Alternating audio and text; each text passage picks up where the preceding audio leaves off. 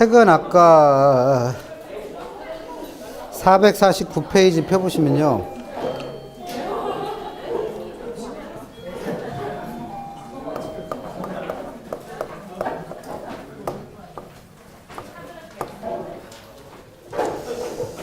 (449페이지를) 펴보시면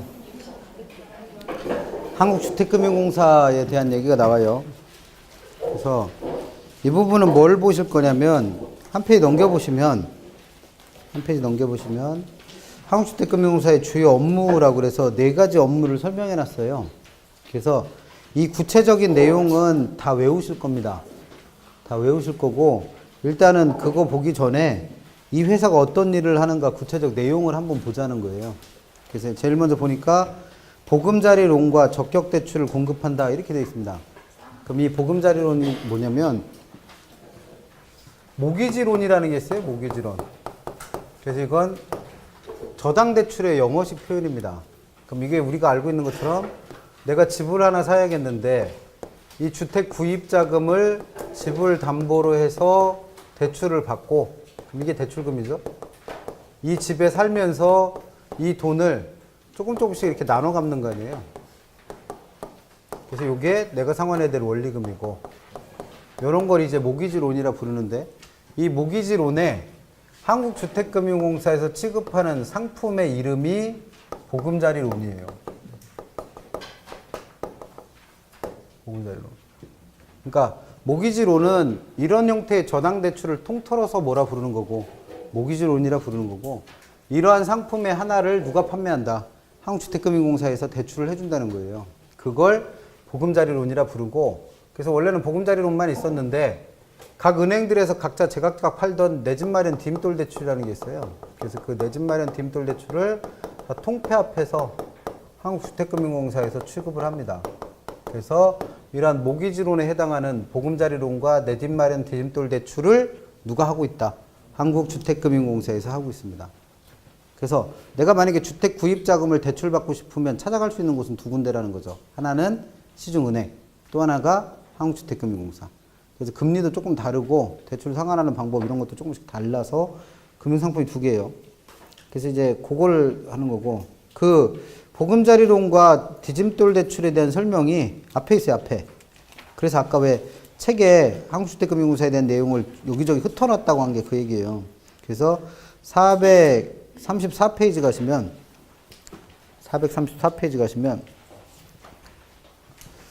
05번에 주택 구입자금 및 노후 생활자금 이렇게 돼 있죠. 주택 구입자금 및 노후 생활자금. 그럼 그 주택 구입자금을 빌리는 게 뭐라는 거예요? 이 모기지론이에요, 모기지론. 그래서 한국주택금융공사에서는 그에 대한 상품으로 뭘 판다? 그 옆에 435페이지 보니까 양가로 2번에 주택금융공사의 뭐 보금자리론. 그래서 그 밑에 대출 기준은 어떻게 되고, 대상주택은 뭐고, 뭐 금리 상환 방법 쭉 정리를 해놨죠. 그리고 한 페이지 넘겨보시면 437페이지에 이것도 책 바뀐 거 안 고쳐놓으셨네. 나중에 설명하겠죠 뭐. 437페이지 가시면 그 옆에 양가로 3번에 디딤돌 대출이라는 거 나오죠. 그래서 누구한테 빌려주고 뭐 얼만큼 빌려주고 어떻게 갚고 이런 얘기 설명돼 있잖아요. 나중에 다 외우실 거예요. 외우실 거. 지금은 외우지 말라는 거죠. 다시 뒤로 오셔서 450페이지 가시면 두 번째 니은번에 보면 주택보증지원이라는 게 있죠. 주택보증지원. 그럼 이건 뭐냐면 주택 구입자금은 빌려준다고 했죠. 한국주택금융공사가 대출을 해준다고 그랬어요. 근데 전세자금을 대출받거나 아파트 중도금을 대출받고 싶다. 그럼 이것도 한국주택금융공사에 대출을 해준다? 가 아니란 얘기예요. 그래서 전세금 대출이나 중도금 대출은 은행 가서 받아야 돼요. 은행 가서. 시중은행에서 대출 받아야 되는데 은행에서 이걸 대출받기 전에 나한테 보증을 요구할 수 있다는 거죠. 신용보증. 그러면 이 회사는 그에 대한 뭐만 한다? 보증서만 발급해요. 그러니까 정확하게 아시라는 게 이런 거예요. 한국주택금융공사에서는 전세금 자금을 대출한다? 안 해줘요. 그건 은행 가서 받으셔야 돼. 근데 얘가 하는 역할은 그 전세자금을 대출받거나 중도금을 대출받기 위한 보증을 해줍니다. 보증. 물론 돈 받고. 그 다음에 주택건설사업자, 개발업자죠 뭘. 건설회사의 입장에서 건축자금 대출은 어디서 받아야 된다는 거 똑같이 은행에서 받아야 돼요. 근데 그 건설 자금을 대출받기 위한 뭘 한다? 보증을 이 회사가 쓴다는 거예요. 그러니까 주택 구입 자금인 보금자리론과 내 집 마련 디딤돌 대출은 실제로 얘가 대출을 해요. 근데 전세 자금이나 또는 아파트 중도금에 대해서는 뭐만 한다? 보증만 합니다. 보증. 주택 건설 자금도 마찬가지고. 그다음 디귿에 있는 주택 연금은 이 주택 연금을 역모기지론이라 불러요. 그러니까 역모기지론은 지금 얘기하는 형태의 대출을 다 통틀어 역모기지론이라 부르고 우리나라에서는 그 역모기지론의 고유 상품 이름이 뭐다? 주택연금이에요. 주택연금은 뭐냐면 똑같아요. 주택을 담보로 대출을 받는 건데 이 대출을 받는 이유가 주택 구입 자금이 아니라 집은 이미 갖고 있으니까 집을 또 살 필요는 없는데 그 집에 살면서 필요한 생활비를 대출받는 거예요. 그 생활 자금을 매월 연금의 형태로 나눠서 이렇게 대출을 받다가 언제까지? 돌아가실 때까지. 또는 돌아가실 때까지면 기간이 불확실하기 때문에 은행에서 대출을 많이 안 해줘요. 그러니까 기간을 정해서 일정한 기간 동안 이 돈을 생활비 형태로 대출을 받는 겁니다. 그러니까 이 돈이 뭐예요? 연금 형태로 되어 있는 이 돈이 대출금이에요. 대출금. 그래서 대출을 받아서 생활하시다가 돌아가시고 나서 또는 기간이 종료되면 그 담보했던 주택을 어떻게 하는 거예요? 처분해요. 처분을 해서 그동안 빌려간 대출금에다가 뭘 보태갖고 이자를 보태가지고 일시불로 상환하는 겁니다. 이렇게 해서 대출이 이루어지는 것들을 다 뭐라 부르고 역모기지론이라 부르고 우리나라에서는 그 상품의 이름이 주택연금이라는 거예요. 주택연금. 그러면 이걸 역모기지론이라 부르는 이유는 모기지론하고 구조가 어떻게 돼 있어요? 거꾸로 뒤집어져 있잖아요. 그럼 이제 공부한 거 확인하는 거. 이 원리금 상환액은 우리가 배웠던 6가지 돈의 종류 중에 누구랑 비슷하다? 매년 발생하는 연금들에다가 뭘 보태서 이자를 보태서 미래 시점에서 합한 거죠. 그럼 이 돈을 우리는 뭐라 불러요? 연금의 내가라 부릅니다. 그러면 주택연금을 신청하신 분이 마지막에 돌아가시고 나서 갚아야 될 원리금 상환액을 계산하고 싶으면 뭘 이용해서 구하시면 돼? 연금의 내가 개수를 이용해서 계산하시면 되고. 그러면 요 대출금은 뭐예요? 연금의 내가를 만들기 위해서 매년 내가 받아가는 돈. 그럼 이건 뭐다?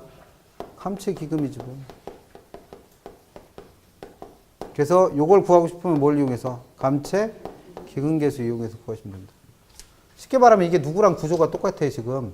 내가 매달 일정한 금액을 적금을 넣었을 때 거기에 이자 보태서 내가 타는 적금액이 뭐로 볼 수 있는 거고 내가 갚아야 될 원리금 상환액으로 볼 수 있는 거고 그 다음에 그 돈을 타기 위해서 내가 매년 넣은 적금액이 뭐로 볼 수 있어요? 은행에다가 지급해야 돼, 아니 은행에서 대출받을 수 있는 주택 연금액. 혹 공부하고 계신 거예요, 그러니까. 이것도 구별을 못할 정도면 뭐 하고 계시는 거예요, 지금? 모의고사가 기대가 됩니다.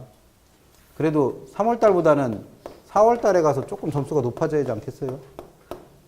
근데 이거나 뭐 별반 차이가 없어 보이는데. 이 그림 기억 안 나요? 응? 안 나 기억? 나야지 정상이요. 그러니까 이게 되게 웃긴 게 학원마다 분위기가 조금씩 다 다르고 공부하시던 분들이 조금씩 다른데 모르는 게 당연한 거로 이해되면 안 돼요. 쟤도 모르니까 나도 몰라도 돼? 다른 사람은 몰라도 나는 알아야지. 그래서 이거 다 지워버려요. 이거 다 지워버리고 이것도 지우고 이것도 지워봐요. 그러면 이게 어떤 구조예요? 내가 매년 1원씩 받은 돈에다가 이자 보태서 미래 시점에 합한 거잖아요. 이걸 두 글자로 뭐 한다고 그래? 이걸 두 글자로 적립한다고 배웠어. 적립의 개념이 뭐였어요? 적립의 개념. 구별해야 될 개념. 환원. 책 피세요. 뭐 혼자 열받으면 뭐예요? 책 피세요. 가셔야지 뭐. 그거 알려드릴게요. 책을 359페이지 가보세요. 359페이지. 359페이지 가시면 동그라미 2번에 연금의 미래 가치에서 기억번의 개념 무슨 말에다 동그라미 쳐놓고 적립에다 동그라미 쳐놓고 적립의 개념을 뭐라고 써놓으셨을 거요? 안 써놓았으면 그것도 이상한 거고. 적립의 개념이 있어요. 적립이. 매년 발생하는 연금들에다 뭘 보태서 이자를 보태서 미래 시점에서 합하는 걸 뭐라 불렀고 적립. 그렇게 적립해서 구하는 돈을 뭐라 부른다? 연금의 내가. 그 다음에 한 페이지 넘겨서 360페이지 가시면 동그라미 2번에 연금의 형가에서 기억번의 개념 환원이라는 데다 동그라미 쳐놨을걸요? 그리고 환원의 뜻이 뭐예요? 환원의 뜻. 환원은 뭐였어요? 환원. 환원은 반대로 매년 발생할 연금들에다가 이 안에는 뭐가 들어가 있으니까 이자가 포함되어 있으니까 얘네들을 다 이자를 빼내고 현재 시점에서 합한 걸 뭐라고 그랬고 환원. 그렇게 환원해서 구해지는 돈을 뭐라 부른다? 연금의 형가. 그래서 그 연금의 형가의 대표적인 돈이 누구다? 대표적인 돈이 뭐냐니까 뭘 연금의 형가요. 연금의 형가의 가장 대표적인 돈이 누구였어요? 미상한 저당자금 할 때 안 배웠어요? 그럼 다시 미상한 저당자금 가봐요. 그래서 우리 책에 363페이지 가보세요. 363페이지. 미상한 저당자금 구하는 방법 설명드렸죠? 지분복객 설명하면서. 그래서 얘는 어떻게 구한다? 미상한 저당자금은 저당 지불액, 이게 누구 원리금이랬죠? 그래서 그 원리금에다 뭘 곱해서? 연금의 형가계수를 곱해서. 그래서 원리금이 주어지면 그렇게 구하고 원리금 안 주어지면 대출금에다 뭘 곱해서? 저당 상수를 곱해서 원리금 구할 수 있고 거기다 다시 뭘 곱하면 연금의 형가계수를 곱하면 미상한 저당자금이 된다. 그럼 연금의 미상한 저당자금을 연금의 형가계수 가지고 구하는 이유가 뭐예요? 왜 연금의 형가계수를 이용해서 구해요? 지금 설명드린 이렇게 환원해서 구하는 연금의 형가에 해당하는 대표적인 돈이 누구니까? 미상환 저당자금. 본인들이 생각해도 좀 너무 심하지 않아요? 이거 언제 배우셨어요? 지난주에 배웠어요. 지난주 아닌가? 지지난주에 배웠나 보다. 지난주에. 그래서 이거 설명드리면서 뭐까지도 했어요? 잔금 비율 구하는 것까지도 하랬죠? 잔금 비율을 어떻게 구한다 그랬어요? 잔금 비율을 어떻게 구한다? 연금의 평가계수분의 연금의 평가계수. 밑에는 누구? 전체 저당기간. 위에는 생각나요? 안 나? 언제까지 헛공부 하신 거예요 그러면? 그래서 지금 설명하는 거로 다시 돌아오셔서 그냥 외우세요. 이제는 방법이 없네. 이해를 못하니까 어떻게. 주택연금에서 마지막에 돌아가시고 나서 가는 길에 갚고 가야 될 돈. 그거는 뭐로 계산한다? 연금의 내가계수로. 그동안에 살아계신 동안에 받아간 연금액은 뭐로 계산한다? 감채기금계수. 그 다음에 모기지론에서 내가 대출받은 돈에 대해서 얘가 원리금 균등상환 조건이라면 대출받은 돈에서 요 원리금의 크기는 뭘 이용해서 계산해라? 저당 상수. 그럼 계수가 3개 등장하죠? 헷갈리게 시험 문제 내겠죠? 지금 같은 상황이면 다 틀려도 이상한 게 없죠? 다시 돌아가세요. 그래서 그 주택연금, 죄송합니다. 그러한 모기지론의 상품 이름이 뭐라고요? 주택연금이래요. 주택연금. 그래서 그 주택연금을 실제로 한국주택금융공사에서 대출을 한다? 가 아니에요. 대출은 얘도 대출 상품이기 때문에 대출은 은행이 합니다. 은행이 하고 한국주택금융공사는 어떤 역할을 하냐면 이 주택연금을 받으려는 사람이 일단 한국주택금융공사에 와서 그러니까 지급 보증을 한 다음에 그 보증서를 들고 은행 가야지 대출을 해줘요. 그러니까 얘도 주택연금을 실제로 대출하는 건 어디? 은행. 얘가 하는 역할은 그에 대한 지급 보증. 그래서 우리 책 438페이지 가시면 438 가시면 민법은 잘 하시죠? 네? 진짜 걱정돼서 말씀드리는데 개론은 40점만 맞는다 치고 그러면 민법은 80점 좀 맞아야 되겠죠? 네, 그렇게 하시면 돼요. 이두저도 아니면 뭐 내년에 또 뵐 테고 내년에 저를 불를지는 모르겠는데 내년에 여기 올 수 있을지는 모르겠는데 뭐 잘못하면 또 뵙게 되겠네. 그런 일은 없어야 돼요. 그러니까 개론은 무슨 일이 있어도 40점 맞게 해드릴 테니까 민법은 80점 맞게 하세요. 그러면 개론을 공부를 못하겠다 하면 나는 민법하고 개론 중에 개론은 도대체 모르겠다 뭔 소린지 그러면 다 포기하시고 그냥 민법만 공부하세요. 80점 이상 나오게. 그럼 수업 시간만 안 빠지고 들어오시면 무조건 개로는 40점 맞긴 해드릴게요. 40점 맞게. 대신 괴롭겠지. 계속 이런 실 테니까. 438페이지에 가시면 주택연금에 대한 얘기 나오죠. 그래서 주택연금을 뭐라고 그래요? 역모기지로. 그래서 개념 나와 있고 누구한테 대출해주고 어떻게 대출받고 그 다음에 어떻게 상환해야 되고 이런 설명들을 쭉 해놨죠. 책에다가. 이거 다 외우셔야 돼요. 나중 가면. 그래서 외우는 건 언제 하셔라. 그래서 나중에 하시란 얘기예요. 지금은 외워봐야 잘 외우지도 않고 기억도 잘 안 나니까 나중에 외우세요. 그래서 다시 앞으로 다시 돌아가셔서 400몇 페이지 쓸까? 450. 그래서 세 번째 업무가 그 주택연금에 대해서 책에서는 공급한다고 돼 있죠. 그럼 공급한다는 얘기는 이 대출을 직접 한다는 얘기잖아요. 직접 대출하는 게 아니라 뭐예요? 대출 받으려고 할 때 한국주택금융공사에 대해서는 그에 대한 뭘 해주는 거예요? 지급 보증을 하는 거예요. 그래서 실제로 대출은 누구한테 받아야 돼? 은행에서. 그 다음 리얼번의 유동화증권 아까 배웠던 거죠. 저당 유동화증권 MBS라 불렀던 거. 그래서 얘는 유동화 중개기관으로서 MBS와 MBB라고 하는 유동화증권도 발행합니다. 그러니까 이 회사가 하는 역할은 네 가지인데 정확하게 알고 계셔야 돼요. 첫 번째 모기지론에 해당하는 누구? 보금자리론과 내 집 마련 디딤돌 대출은 직접 어떻게 하는 거고 대출을 하는 거고 그 다음에 주택 전세자금이나 중도금자금 또는 건축자금에 대해서는 그러니까 신용 보증을 하는 거고 그 다음에 주택연금에 대해서는 은행에서 대출을 받으려고 할 때 그에 대한 뭘 받고 지급 보증을 해서 한국주택금융공사에 보증서를 들고 가야 대출이 나는 거고 그 다음에 유동화증권에 해당하는 MBS와 MBB라는 걸 발행합니다. 그래서 아까 이제 보금자리론과 내 집 마련 디딤돌 대출 주택연금에 대한 얘기는 앞에 있었잖아요.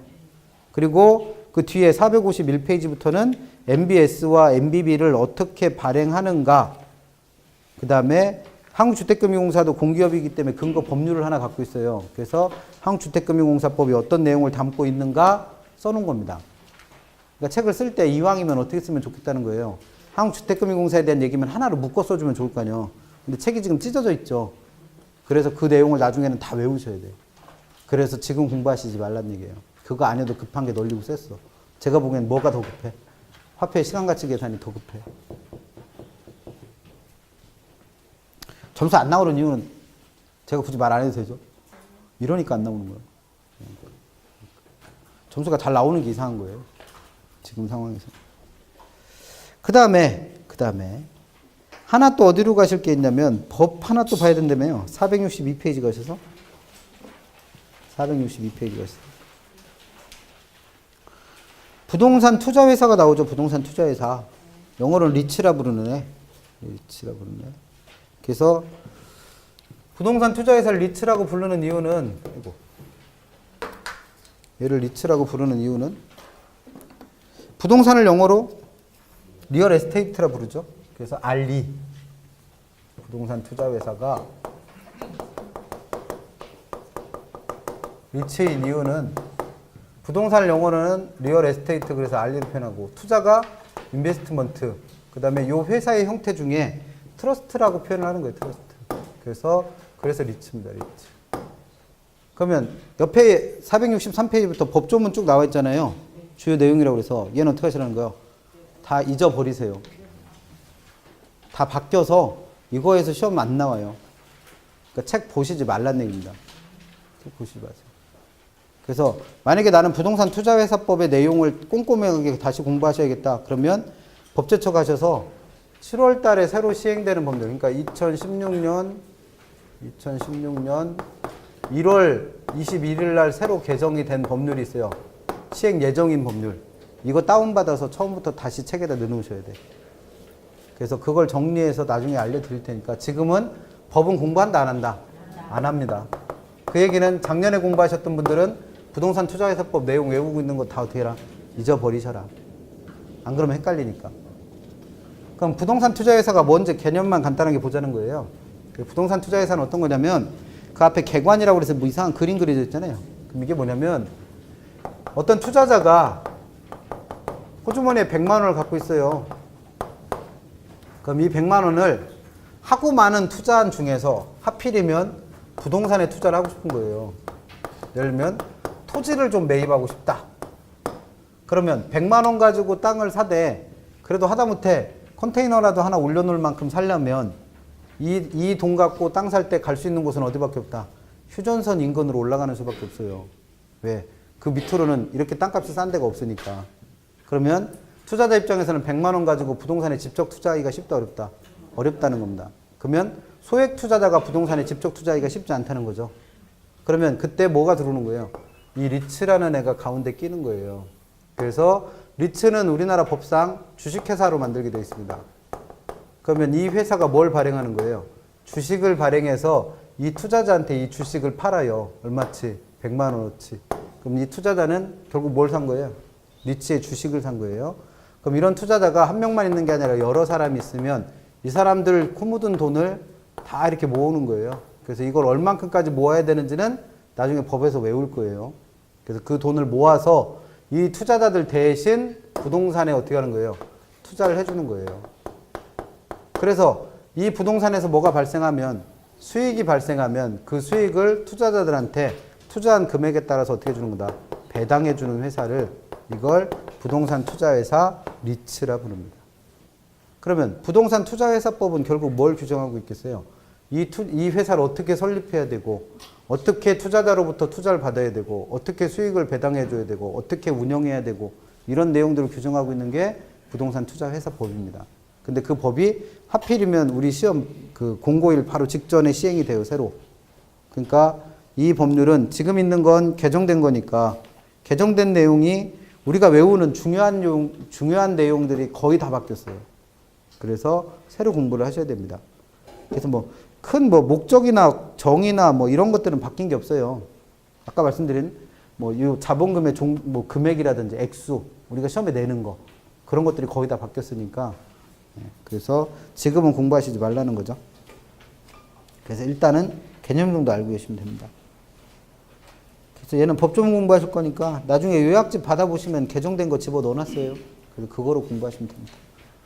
여기까지가 금융론.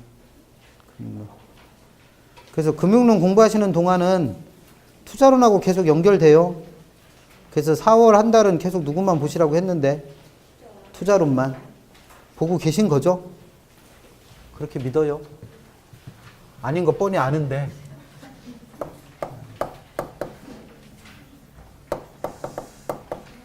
남은 시간에는 개발 조금만 보고 마무리할게요.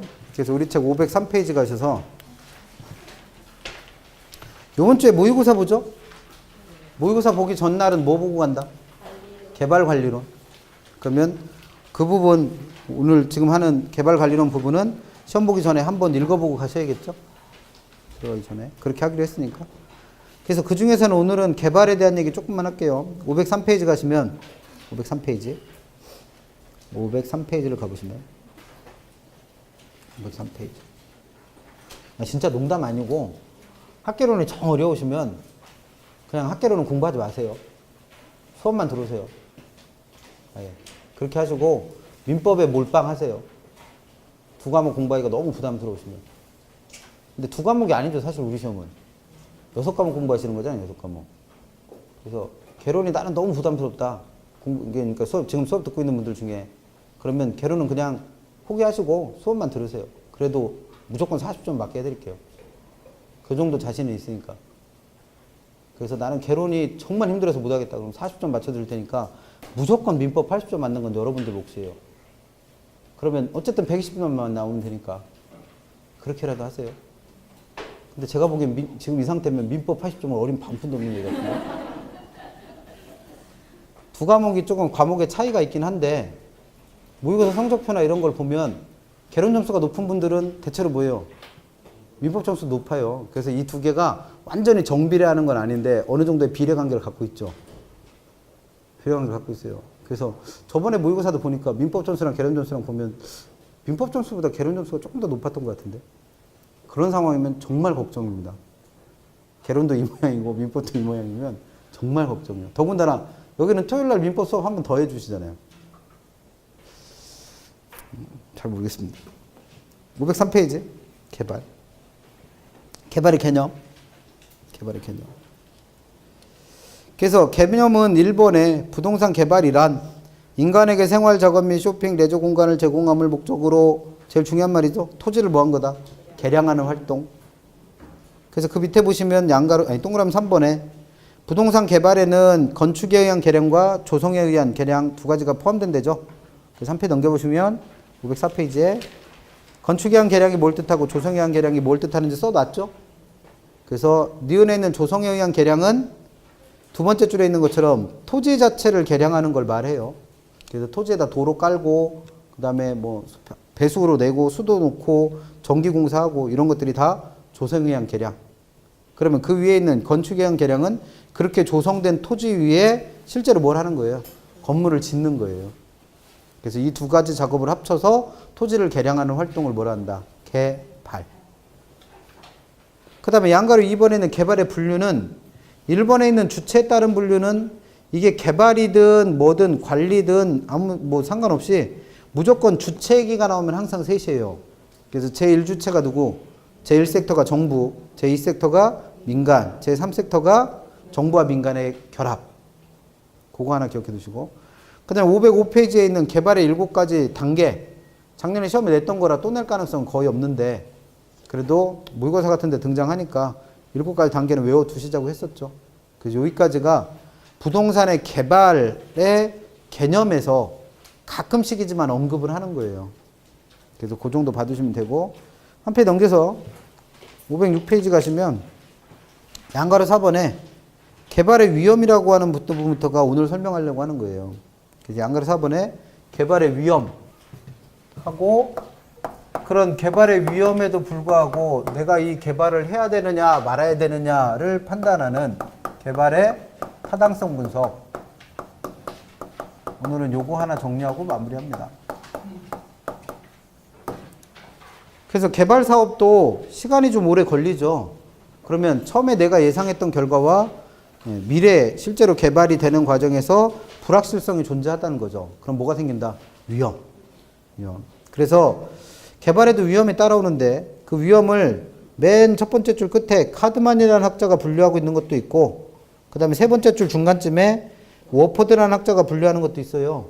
근데 카드만의 분류는 보면 위험의 내용 속에 뭐 인간관계가 파탄나고 뭐 이런 걸 설명하고 있으니까 이건 시험 문제 내기가 좀 그렇고 시험에 내는 건 누구 걸 낸다? 워포드의 분류를 냅니다. 그러면 워포드라는 학자가 분류하는 개발의 위험은 세 가지.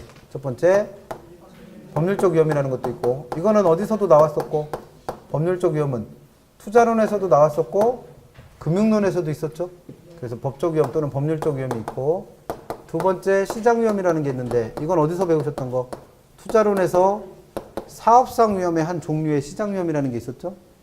그 다음에 세 번째 개발에서 고유한 비용 위험이라는 거. 그럼 시험 문제는 뭘 묻냐면 각가지 위험들의 개념하고 세 가지 위험의 개념하고 이 위험을 감소시키는 방법을 시험에 물어요. 개념하고 줄이는 방법. 개념하고 줄이는 방법. 그래서 제일 먼저 506페이지 보시면 동그라미 1번에 법률적 위험, 기억본이 개념이죠.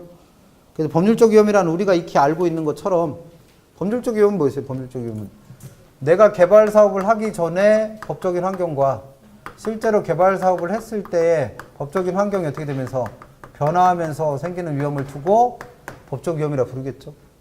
투자론이나 금융론에서 나왔던 법적 위험의 개념과 똑같습니다.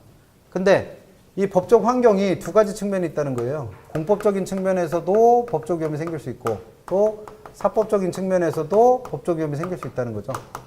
그래서 제일 먼저 그 기억본은 그 종류를 설명해 놓은 거예요. 그래서 법률적 위험은 토지 이용 규제와 같은 공법적인 측면과 즉 이 지역이 개발이 허용되는 지역인 줄 알고 개발을 하려더니 갑자기 법률이 바뀌거나 정책이 바뀌면서 개발 제한 구역으로 지정을 할 수 있죠.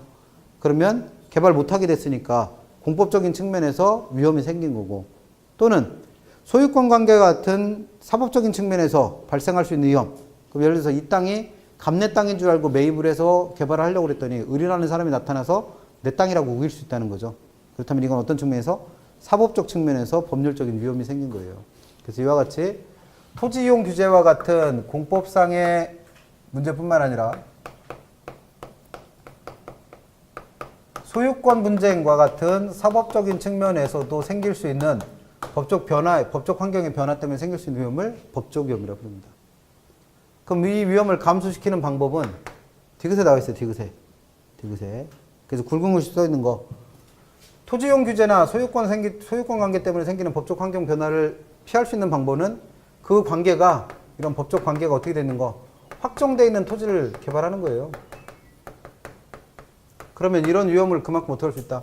벗어날 수 있다는 거죠. 그걸 두고 법적 위험이라 부릅니다.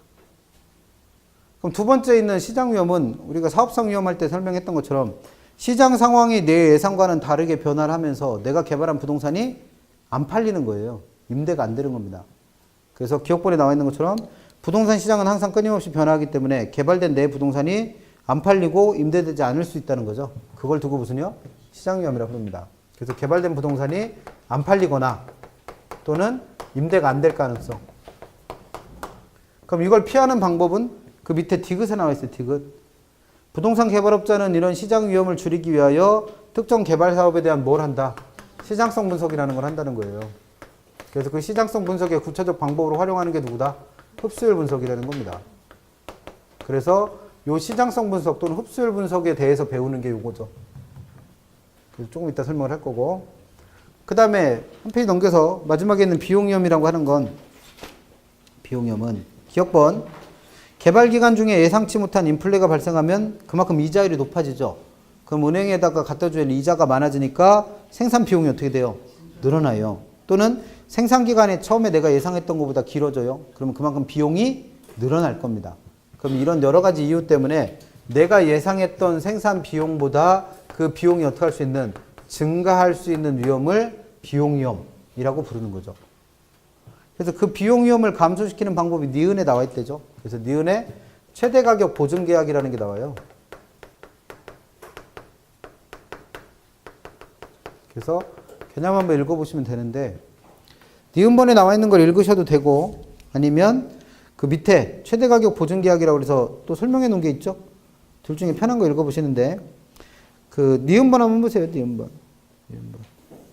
비용위험을 줄이기 위하여 개발업자는 일반 계약자, 즉 시공사와 사업에 소요되는 최대 가격을 명시하여 계약을 체결하는 걸 말합니다. 즉 개발 사업에 실제로 발생한 비용이 계약 금액을 초과하더라도 개발업자는 이 비용을 부담하지 않는다고 계약을 체결하는 거예요. 그럼 예를 들어서 내가 시행사예요. 아파트를 지어야 돼. 그러면 하청을 주겠죠. 시공사들한테. 그러면 그 하청을 줄 때 비용이 1억을 넘어가면 나는 더 이상 그 비용 부담한다 안 한다? 안 한다라고 계약을 해버리는 거예요. 그러면 시공사 입장에서는 어떻게든 그 비용을 맞추려고 노력을 하겠죠. 그럼 그 비용이 안 넘어갈 거 아니에요. 그런 위험이 그런 계약이 최대 가격 보증 계약. 그래서 그런 계약을 통해서 비용이 어떻게 되는 걸, 늘어나는 걸 방지하기도 한다는 거죠. 그래서 시험 문제는 딴 거 묻는 게 아니고 개념, 위험, 그동안에 공부했던 게 똑같죠. 모든 위험의 개념들 알고 계셔야 되고 그걸 줄이는 방법 알고 계시면 되고. 가끔씩 물어요. 그럼 그 다음에 설명할 건 이런 위험이 여러 가지 있는데 이런 위험에도 불구하고 내가 이 개발 사업을 할 거냐 말 거냐 그에 대한 판단을 하는 걸 개발의 타당성 분석 또는 같은 말로 부동산 분석이라 불러요. 그래서 508페이지 양가로 5번에 개발의 타당성 분석이라고 돼 있고 보니까 내용을 보니까 제일 먼저 동그라미 1번에 시장 분석이라는 게 있고 동그라미 2번에 경제성 분석이 있어요. 그러면 개발의 타당성 분석이라는 건 첫 번째 누가 있고 시장 분석이라는 게 있고 두 번째 뭐가 있구나 경제성 분석이라는 게 있구나 이거 구별하시면 되고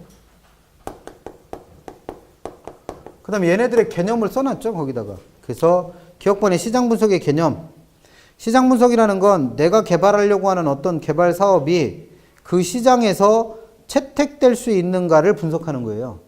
그럼 여기서 채택된다는 건 내가 개발한 물건이 얼만큼 팔릴 거냐를 분석하는 겁니다.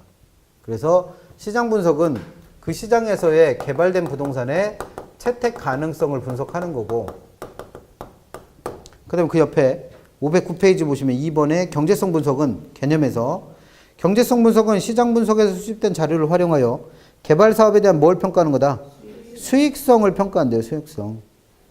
그러니까 이게 얼만큼 팔리는 거와는 별개로 이걸 팔아서 내가 돈을 벌 수 있는가를 확인하는 거예요. 그걸 수익성 분석하는 경제성 분석이라고 부릅니다. 그래서 일단 개발의 타당성 분석은 이 두 가지로 나눠진다는 거죠. 그래 놓고 한 페이지 넘겨보시면 511페이지에 양가로 6번에 부동산 분석의 체계와 유형 이렇게 되어 있는데 공부는 이 부분 갖고 하세요. 이 두 개는 구별만 하실 줄 아시면 되니까. 그래서 그 동그라미 2번 보시면 부동산 분석의 체계라고 해서 기억번 부동산 분석은 지역경제 분석에서부터 투자 분석에 이르기까지 다음 같은 체계를 이루고 있다. 그래서 부동산 분석에는 종류가 몇 가지 있다는 거예요. 5가지. 근데 니은번 보면 학자에 따라서는 전자의 3가지. 그럼 전자의 3가지가 누구예요? 지역경제 분석, 시장 분석, 시장성 분석. 이 3개를 통칭해서 뭐라고 부른다? 시장 분석이라 부른대요. 그럼 이 시장 분석이라는 거 안에는 다시 뭐가 있다? 지역경제 분석이라는 것도 있고 시장 분석도 있고 시장성 분석이라는 것도 있다는 거죠.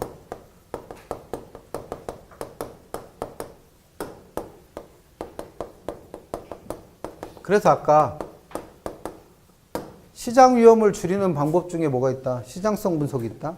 그래서 요거 설명하는 겁니다. 그 다음에 그거 마저 이어서 후자의 2가지. 그럼 후자의 2가지는 타당성 분석과 투자 분석이죠. 그래서 그 2가지를 통칭하여 뭐라 부른다? 경제성 분석. 그럼 경제성 분석에는 다시 타당성 분석이라고 하는 애도 있고 또 뭐도 있다는 거예요? 투자 분석이라고 하는 애도 있다는 거죠. 요거에 대해서 공부하시는 거예요. 그럼 공부하실 거 첫 번째는 얘네들 순서 일단 외워두세요. 순서. 그래서 번호 붙여놓은 게 순서예요. 그럼 순서를 왜 외우시라고 하냐면 그 밑에 리을번 보세요. 리을번. 여기서 부등호 표시가 갖는 의미는 상위계층의 분석. 나중에 하는 게 상위계층입니다. 나중에. 그리고 하위계층의 분석. 이게 먼저 하는 거예요. 먼저 하는 거. 그럼 순서적으로 나중에 하는 분석 속에는 먼저 한 분석이 당연히 어떻게 되겠어요? 포함되겠죠. 그럼 그 얘기는 만약에 내가 지금 타당성 분석을 하고 있다. 그럼 그 전 단계에 이루어지는 지역경제 분석, 시장 분석, 시장성 분석을 이미 다 했단 얘기죠. 그럼 이 타당성 분석 안에는 이 분석들이 어떻게 되는 거예요? 포함되어 있다는 얘기예요. 그래서 이런 포함 관계 때문에 순서를 일단 외워두셔야 돼요. 두 번째 공부하실 건 내용 알고 계시면 되고 각 분석의 내용. 그 다음에 세 번째는 그 분석을 하는 구체적인 방법 알고 계시면 돼요. 그래서 이 내용하고 구체적인 방법은 그 밑에 동그라미 2번에 부동산 분석의 유형이라고 해서 기억번 지역경제 분석부터 설명되어 있죠. 그래서 A번 지역경제 분석이란 대상 지역, 그러니까 내가 개발 사업을 하려고 하는 어떤 지역의 인구나 소득, 교통망 등 부동산 수요와 부동산 시장에 영향을 주는 요인을 분석하고 확인하고 예측하는 걸 말합니다. 그럼 이 말은 지역경제 분석이라는 건 내가 개발 사업을 하려고 하는 어떤 지역이 있다면 그 지역의 전체적인 전반적인 경제 상황이 어떤지를 예측하고 분석하는 걸 말해요. 그래서 책에 나와 있는 대로 내가 개발하려고 하는 이 동네는 인구가 계속 줄고 있다. 또는 이 동네 사람들의 소득이 계속 감소한다. 그 다음에 젊은 일하는 사람들 별로 없고 나이가 드신 분들이 많아지고 있다. 그러면 이 지역의 경제 상황을 예측할 때 여기다 개발을 해봐야 그만큼 물건 살 사람 별로 없다는 얘기죠. 그럼 개발한다 안 한다? 안 할 거라는 거예요. 그래서 이런 분석을 두고 지역경제 분석이라고 불러요. 그럼 얘는 분석의 대상이 내가 개발하려고 하는 어떤 지역 전체가 되는 거죠. 그래서 이 지역의 경제 상황을 예측하는 구체적인 분석 방법으로 조금 이따 설명할 경제 기반 분석이라는 걸 합니다. 그건 뒤쪽에 나와 있으니까 조금 이따 설명할게요. 그 다음에 두 번째 있는 시장 분석은 512페이지에 있는데 시장 분석은 이 지역 내에다가 내가 개발하려고 하는 어떤 특정 유형의 부동산이 있을 거 아니에요. 그래서 아파트면 아파트, 뭐 건물, 상가면 상가와 같은 특정 유형의 부동산들이 이 시장 안에서 얼마만큼 수요되고 있고 얼마만큼 공급되고 있는가를 분석하는 걸 두고 뭐란다? 시장 분석이라 부릅니다. 그럼 얘는 분석의 단위가 내가 개발하려고 하는 특정 유형의 부동산으로 어떻게 된 거예요? 축소가 된 거죠. 축소. 그래서 얘는 예를 들어서 아파트를 좀 지어보려고 하는데 이 동네에서 아파트는 얼마만큼 수요가 필요하고 그래서 얼마만큼 공급이 부족한가 이런 거 분석하는 걸 두고 뭐란다? 시장 분석이라 불러요. 그래서 얘는 수요량과 공급량의 개수를 파악하는 건데 그 개수를 파악하는 방법이 두 가지. 시장 세분화를 통해서 파악하는 게 있고 시장 차별화를 통해서 파악하는 게 있습니다. 그럼 시장 세분화와 시장 차별화는 시장을 분석하는 구체적인 방법으로 세분화는 수요자에 따라서 유형화시켜서 수요자별로 유형화를 시켜서 수요량과 공급량을 예측하고 있는 거고 시장 차별화라는 건 제품에 따라서 유형화시켜서 수요량과 공급량을 파악하는 거예요. 그럼 예를 들어서 천안지역 안에 시장 아파트에 대한 수요와 공급을 분석한다 라고 한다면 제일 먼저 아파트를 수요하는 수요자들을 유형화시켜 보는 거예요. 그래서 뭐 성별에 따라서 연령에 따라서 아니면 소득 수준에 따라서 유형화를 시켜서 이 지역에서 뭐 30대 여자 소득이 1억 이상인 분들은 아파트를 몇 개나 소유하고 있고 몇 개나 이 사람들한테 공급되고 있고 이걸 분석하는 걸 뭐란다? 시장 세분화. 시장 차별화는 이 지역의 아파트를 분석할 때 아파트라는 상품을 유형화시키는 거예요. 그럼 가장 간단한 게 뭐예요?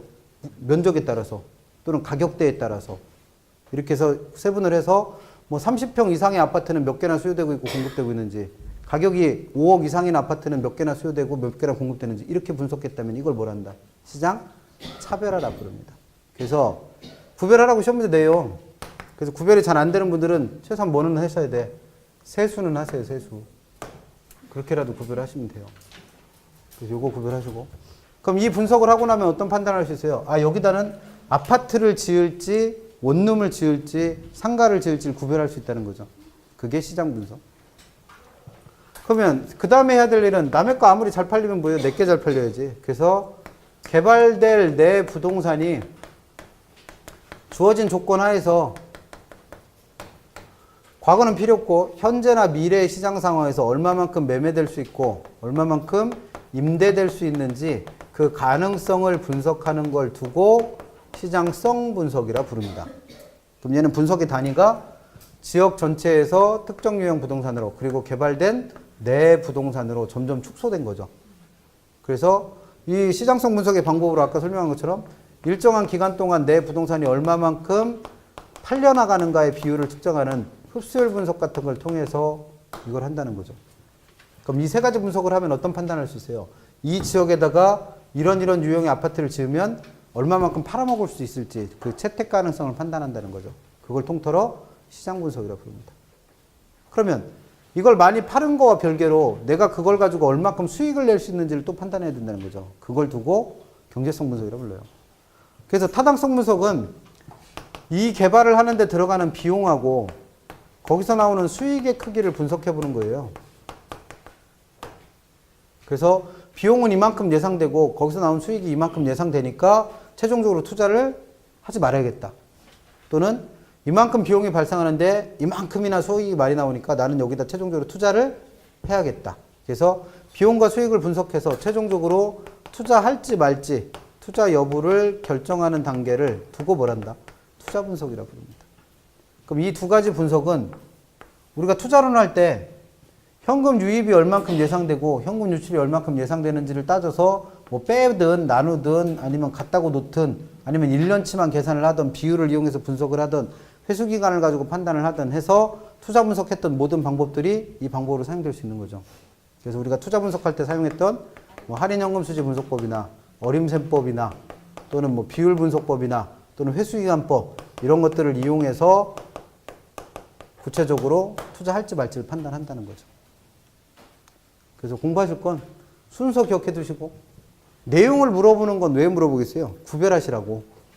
그럼 다른 게 구별 안 될 일은 거의 없는데 요 두 개는 혼동될 수 있겠죠. 그래서 요 두 개 구별 잘 하고 계시고 그 다음에 그 분석을 하는 구체적 방법들 중에서는 요거는 자주 물어요. 헷갈려들 하시니까. 그래서 요거 잘 봐두시고 그 다음에 지역경제 분석의 구체적 방법인 경제기반 분석에 대해서는 따로 또 설명을 하는 거고. 그래서 요 경제기반 분석이 우리 책으로는 어디 있냐면 522페이지 가보세요. 522페이지. 그래서 522페이지 가시면 양가로 7번에 경제 기반 이론이라는 게 나와요.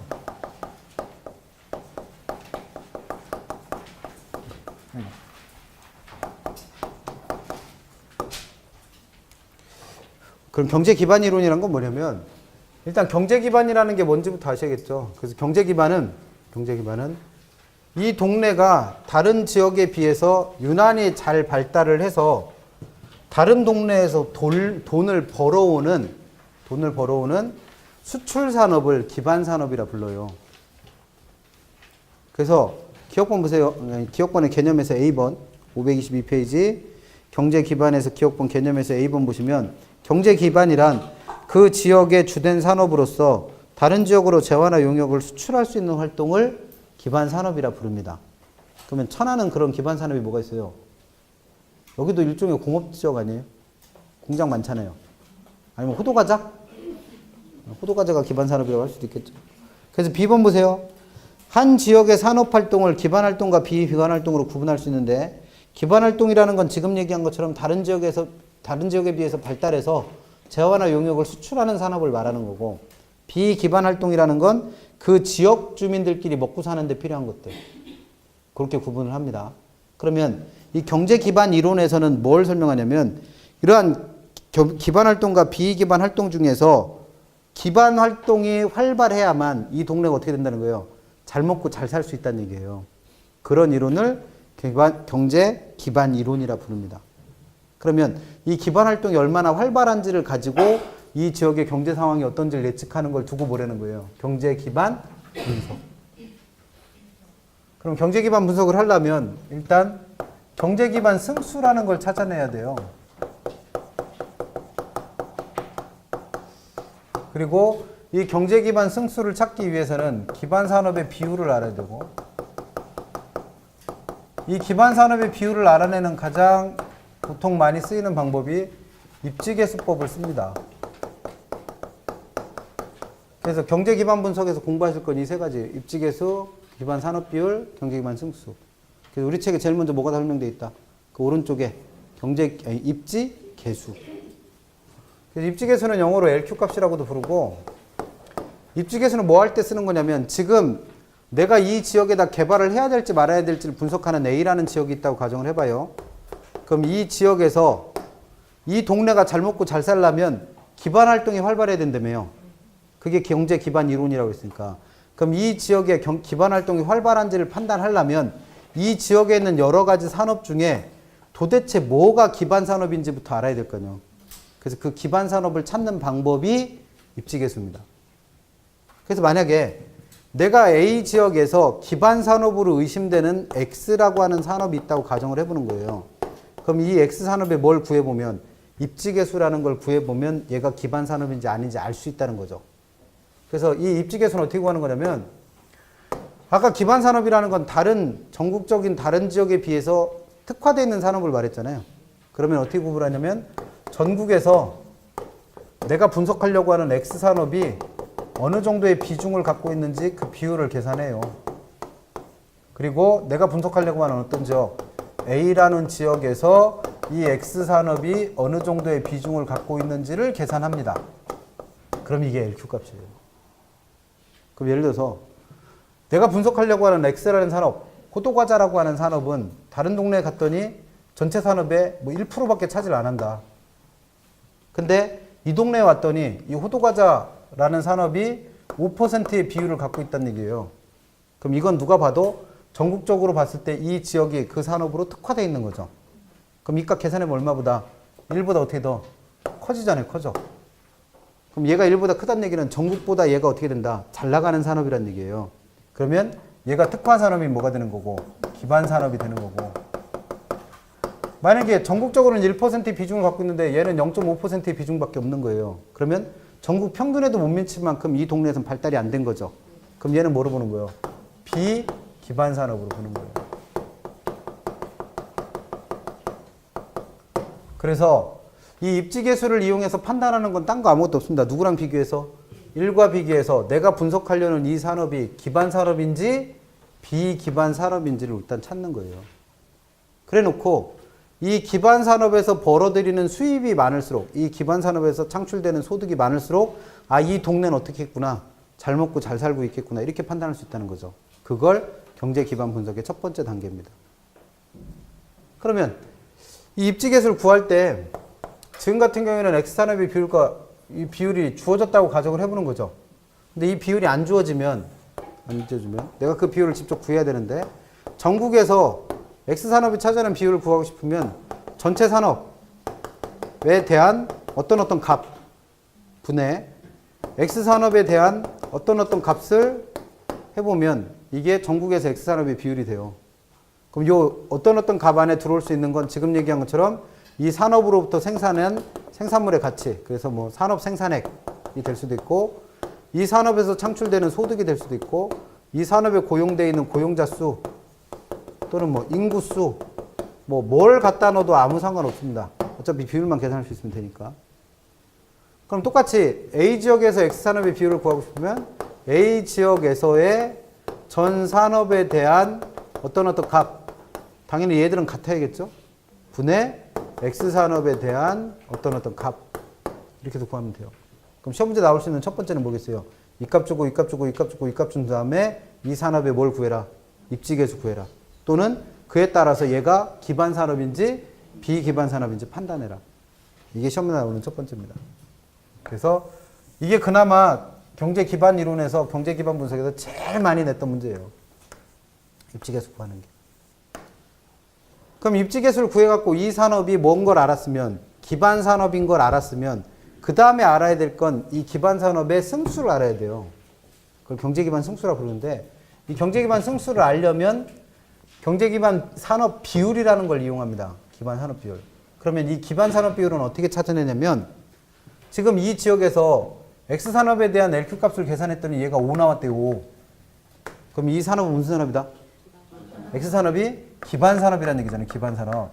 그럼 내가 알고 싶은 건 뭐예요? 이 A 지역에서의 기반 산업이 차지하는 비율을 알고 싶은 거예요. 요게 뭐예요? 요게 기반 산업 비율이요. 그러면 입지계수를 구했더니 이 값이 얼마보다 크면, 1보다 크면 이 X산업이 기반 산업이니까 입지계수 구할 때 요 위로 들어갔던 요 X산업의 비율이 곧 뭐가 된다? 기반 산업 비율이 됩니다. 만약에 얘가 무슨 산업이면, 비기반 산업이면 요 X산업의 비율이 뭐가 되는 거예요? 비기반 산업 비율이 돼요. 그럼 지금 같은 경우에는 얼마로 예를 들었으니까? 5%로 예를 들었으니까 기반 산업 비율은 얼마다? 5%입니다. 5는 입지 개수고 5%가 기반 산업의 비율이에요. 그러면 이걸 이용해서 뭘 구하고 싶은 거예요? 경제기반 승수를 구하고 싶다는 거죠. 경제기반 승수. 그러면 경제기반 승수는 기반 승수와 기반 비율의 문제잖아요. 그럼 지난주에 어림셈법 배우실 때 승수와 비율은 무슨 관계다? 승수와 수익률은 무슨 관계 있다고 그랬어요? 역수예요, 역수. 그러면 기반 산업 비율과 기반 승수가 무슨 관계예요? 역수. 그럼 경제기반 승수는 어떻게 구하시면 됩니다? 기반 산업 비율 분의 1. 이게 역수라고 그랬잖아요. 그러면 지금 기반 산업 비율을 얼마로 가정했으니까? 5%. 그럼 5% 분의 1. 그러면 이게 뭐가 되는 거예요? 경제기반 승수. 그럼 이 값은 얼마? 이게 어떻게 0점이 나와? 얘보다 얘가 훨씬 작은 값인데. 계산 못하는 분들을 위해서 꼭 뭘 사셔라? 요렇게 가셔서 여기로 가면 뭐 있어요? 다이소 있지? 그럼 5,000원이면 계산기 제일 좋은 거 살 거야 아마. 그래서 너무 큰 거 사지 마세요. 책상에 올려놓지도 못해. 손바닥만한 거 사시면 돼요. 그럼 이거 계산하시면 어떻게 돼? 이거 잘 못하는 분들은 어떻게 해라? 이거 0.05잖아요. 그럼 이것도 안 나눠줘. 그럼 어떻게 하겠어요? 이거를 그냥 소수점 없애버리세요. 그럼 얼마 돼? 5. 얘는 얼마 되는 거고? 100. 그럼 얼마요? 20. 그래서 이렇게 구한 경제기반 승수가 얼마예요? 20이요. 그럼 이 경제기반 승수가 뭘 뜻하는지 알아야죠. 경제기반 승수가 뭘 뜻하는가? 경제기반 승수라는 건 어떤 거냐면 어떤 지역 안에는 이 지역으로 돈을 벌어오는, 돈을 유입시키는 무슨 산업도 있다고 그랬고, 기반 산업도 있다고 그랬고, 이 지역 주민들끼리 먹고 사는 비기반 산업도 있다고 그랬죠.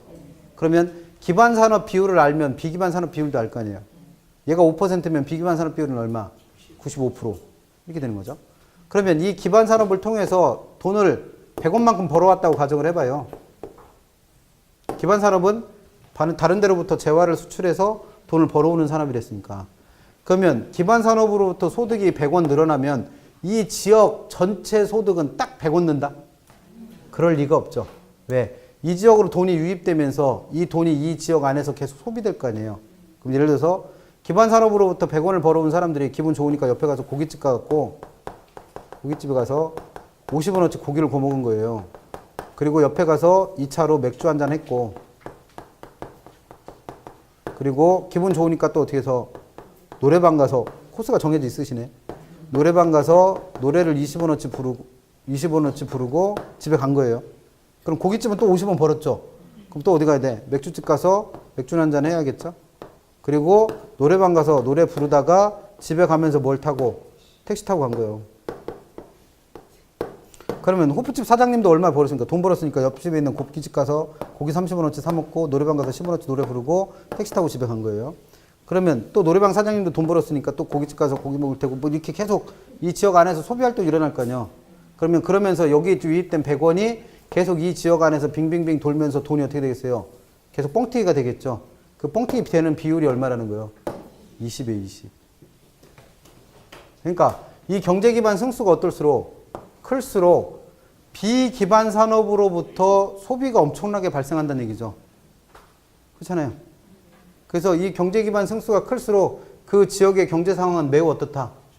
양호하다는 거지. 왜? 외부에서 돈이 들어오기만 하면 이 안에서 엄청 소비된다는 얘기니까. 그러면 경제 기반 이론에서, 경제 기반 분석에서 지역 경제 상황을 예측하는 두 번째 방법은, 아까 첫 번째는 어떻게 한다고 했어요? 기반 산업이 뭔지를 찾아내서 그 기반 산업이 어떻게 될수록 활발하게 발전할수록 그 지역은 잘 먹고 잘 산다. 두 번째, 기반 산업으로부터 돈을 벌어왔을 때 그 돈이 얼만큼 회전하는지를 나타내는 뭘 이용해서? 경제 기반 승수값을 이용해서 이 값이 어떨수록 클수록 그 지역의 경제 상황은 어떻다? 양호하다라고 예측할 수 있는 거죠. 그래서 이 경제 기반 승수를 구하는 방법과 관련해서 기반 산업 비율과 이 경제 기반 승수가 어떤 관계에 있는지를 또 물어볼 수 있어요. 그리고 최종적으로는 여러분들 보고 경제 기반 분석을 하라고 합니다. 경제 기반 분석은 뭘 예측하기 위해서 한다고요? 그 지역의 경제 상황이 어떤지 예측하려고. 지역 경제 분석의 한 방법이죠. 그럼 경제 기반 분석이라는 건 어떻게 하는 거냐면 지금 한 얘기예요.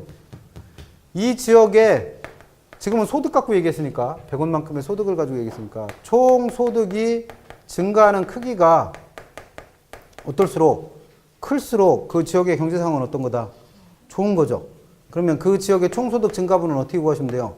기반 산업이 매우 활발해서 기반 산업으로부터 벌어들인 소득의 증가분에다가 이런 방법으로 계산해낸 뭘 곱해갖고 경제 기반 승수라는 걸 곱해가지고 그 지역의 소득 증가를 예상할 수 있다는 얘기죠. 그래서 기반 산업으로부터 소득이 얼만큼 유입되는지를 알고 있고 경제 기반 승수를 알고 있으면 그 지역 전체의 소득 증가분을 예측해서 이 지역의 경제 상황이 어떤지를 예측한다는 거죠. 이게 경제 기반 이론이에요. 그러면 예를 들어서 지금처럼 이 지역의 기반 산업으로부터 벌어들인 소득이 100원. 근데 이 지역의 경제 기반 승수값이 얼마라면 20이라고 한다면 100원이 유입되면 기반 산업으로부터 100원이 유입되면 이 지역의 총 소득은 얼마만큼 늘어난다는 거예요? 2,000원만큼. 그래서 이걸 보고 이 지역의 경제 상황을 예측하는 걸 두고 뭐란다? 경제 기반 분석이라 합니다. 그러면 이것까지 정리하시면 되죠. 시험 문제 제일 많이 냈던 건 여러분들이 봐도 문제 내기 제일 편한 건 누구예요?